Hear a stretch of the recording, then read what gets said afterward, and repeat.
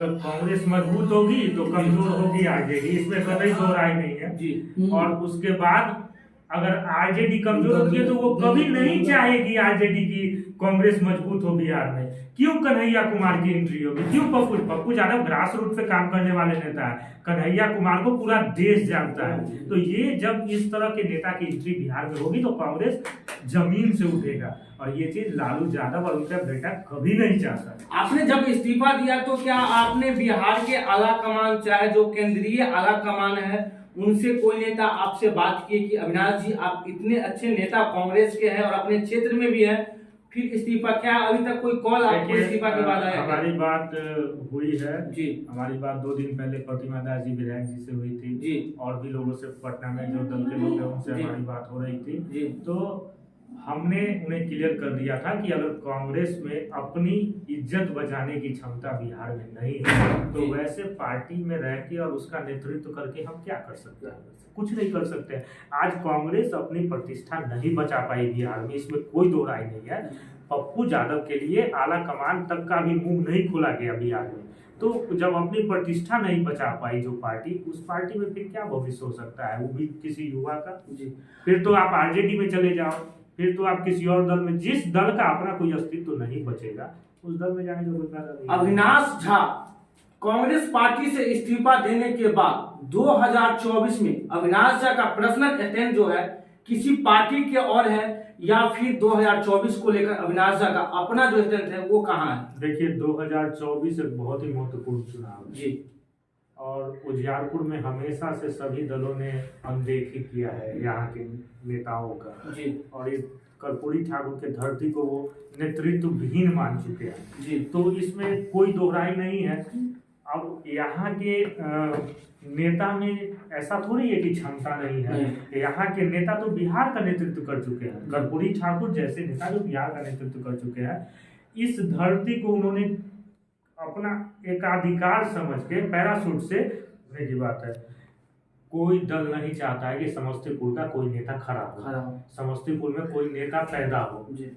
हम हमेशा से देखते आए हैं, आप आलोक मेहता को लाके दे रहे हो, हाजीपुर से लाके दे रहे हो, वैशाली का उम्मीदवार, आप नित्यानंद को लाके दे रहे हो, वैशाली का उम्मीदवार दे रहे हो। समस्तीपुर में नेता नहीं है क्या? समस्तीपुर के धरती पर नेता नहीं है? समस्तीपुर का तो वो धरती है जिसका नाम पूरे भारत के साथ साथ कर्पूरी ठाकुर ने पूरा वर्ल्ड में रोशन किया है। बिल्कुल बिल्कुल, और यही लड़ाई तो इसी बात की लड़ाई है ना। 2024 क्या आप चुनाव लड़ रहे हैं, क्या आगे इरादा है? अगले प्रेस कॉन्फ्रेंस में आपको जरूर बताऊंगा। अभी हमारी बात हो रही है, सब जगह बात चल रही है, मैं लोगों से मिल रहा हूँ, लगातार हमारा कैंपेन चल रहा है।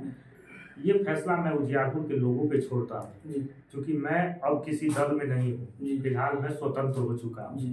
कल तक मैं दल में जरूर था, आज से मैं किसी दल में नहीं हूँ, तो मैं स्वतंत्र हूँ। और जब मैं स्वतंत्र हूँ तो मैं जनता का लोग हूँ, मैं एक साधारण जनता हूं। अगर जनता जनादेश करती है तो मैं चुनाव जरूर लड़ूंगा और उजियारपुर के इज्जत को मैं जरूर बचाऊंगा। 32 साल का वो युवा जो न इतनी कम उम्र में पूरे कांग्रेस पार्टी को हर एक जिले से लेके पूरे बिहार में अपनी वर्चस्व एवं कांग्रेस की वर्चस्व बढ़ाया, आज वो 32 साल का युवा पार्टी से एकाएक पप्पू यादव जैसे, कन्हैया कुमार जैसे जो दिग्गज नेता है कांग्रेस को, उनके टिकट नहीं मिलने से ये भी ना मैं रवि, अभी हम एक ऐसे कांग्रेस युवा नेता के पास है जो कि आज कांग्रेस पार्टी को अलविदा कह दिए हैं। 32 साल की एज में इन्होंने एमएलसी का चुनाव लड़ा और पूरे बिहार में कांग्रेस पार्टी को हर जिले में मजबूत किया, और आज क्या नौबत आ गई कि इस युवा कांग्रेस नेता ने पार्टी से सभी चीजों से, सभी पदों से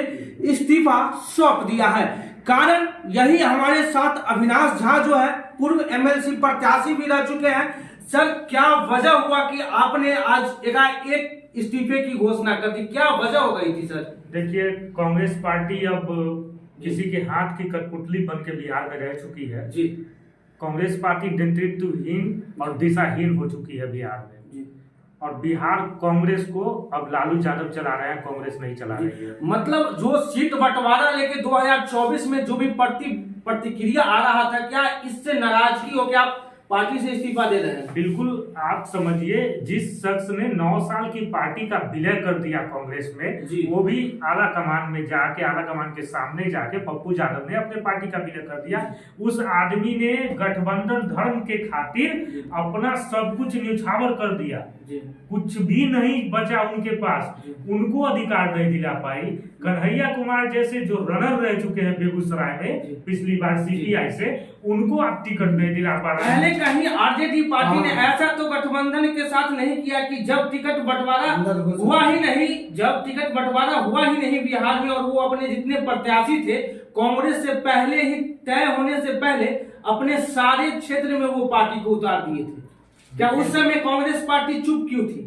देखिए, कांग्रेस पार्टी को हमेशा डर रहता है, कांग्रेस का बिहार में कोई जनाधार नहीं है, ठीक है।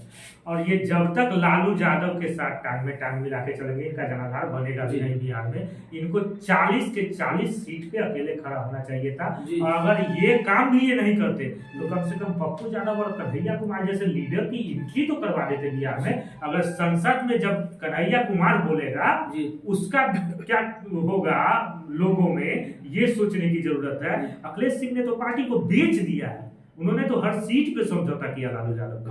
कांग्रेस हमेशा से जो युवा नेता होते हैं, जो लगातार, जैसे आप जैसे युवा नेता कन्हैया कुमार हुए, और जो पप्पू यादव, पूरा बिहार में अभी न्यू जनरेशन में जो राज करने वाले युवा नेता, और अपने पार्टी की जो विलयता है, मतलब विलय कर दिए कांग्रेस पार्टी में, कि वो कांग्रेस को बहुत बड़ा मतलब खड़ा करने वाले थे बिहार के अंदर, और उनको भी टिकट नहीं दिया। क्या मतलब ये कांग्रेस के? ये तो क्लियर है। अगर कांग्रेस मजबूत होगी तो कमजोर होगी आरजेडी, इसमें कतई दो राय नहीं है। और उसके बाद अगर आरजेडी कमजोर होती है तो वो कभी नहीं चाहेगी आरजेडी की कांग्रेस मजबूत हो बिहार में।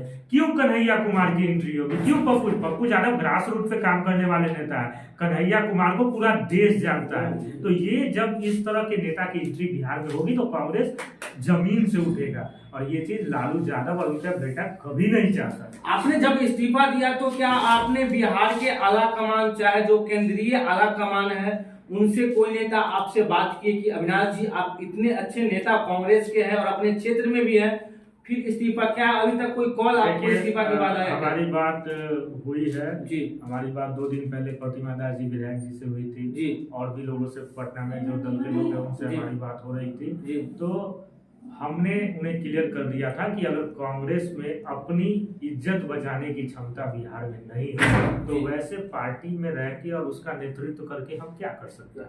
कुछ नहीं कर सकते। आज कांग्रेस अपनी प्रतिष्ठा नहीं बचा पाई बिहार में, इसमें कोई दो राय नहीं है। पप्पू यादव के लिए आला कमान तक का भी मुंह नहीं खोला गया बिहार में। तो जब अपनी प्रतिष्ठा नहीं बचा पाई जो पार्टी, उस पार्टी में फिर क्या भविष्य हो सकता है? वो भी किसी युवा